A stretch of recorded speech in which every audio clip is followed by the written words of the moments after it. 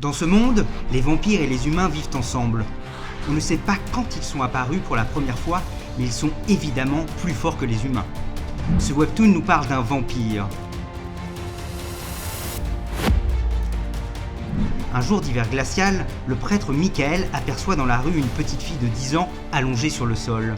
Il décide de prendre soin d'elle alors qu'elle n'avait ni maison ni famille. C'est comme ça que Ayane, notre héroïne, a commencé à vivre à l'orphelinat de l'église. À cause de son secret, elle n'avait pas le droit de sortir librement, mais à l'âge de 19 ans, le prêtre l'autorisa enfin à aller à l'université. Mais avec les attaques des vampires qui augmentent rapidement, se balader dans la rue est devenu très dangereux. Un soir, après une sortie avec ses amis, Ayane est tombée nez à nez avec un vampire, en train de tuer un homme innocent. En le voyant s'approcher d'elle, elle a fait semblant d'être surprise. Mais en réalité, Ayane est un vampire. Mais pas un simple vampire, un vampire au sang pur. Quand elle utilise ses pouvoirs de vampire, des griffes lui poussent et ses cheveux blanchissent.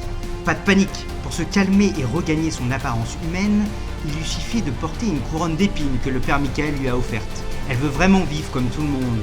Mais un jour, son professeur préféré est tué d'une manière horrible par un vampire qui avait un complexe d'infériorité. Park Ayane a tout de suite compris que ce vampire était coupable du meurtre et l'exécute sans lui donner la moindre chance de résister.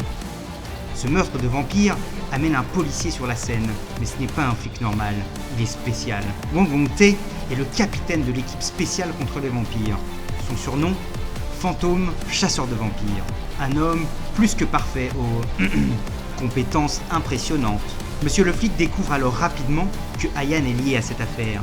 Il se rapproche d'elle et en profite pour faire quelques tests pour voir si Ayane est vraiment une buveuse de sang. Ayane croit qu'elle a pu protéger son secret, mais en réalité, il le connaît déjà. C'est vraiment un personnage peu ordinaire. On dirait un vrai chasseur de vampires, mais serait-il un vampire lui-même ? En lisant le prologue, on découvre quelque chose de spécial, un point tournant dans la vie de Ayane. Normalement, lorsqu'elle porte la couronne, elle doit redevenir humaine, mais ce n'est pas le cas. Elle a toujours des cheveux blancs.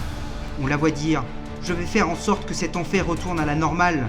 Pour les gens qui me sont chers, je pourrais même donner 10 fois ma vie. » Et le flashback de sa vie et de sa famille apparaît. On dirait qu'il se passe quelque chose d'important qui va changer le destin de ce monde. Alors, c'est vrai qu'on en a marre des histoires de vampires et de vengeance clichés, mais cette histoire est épique, avec des personnages originaux et des graphismes de haute qualité.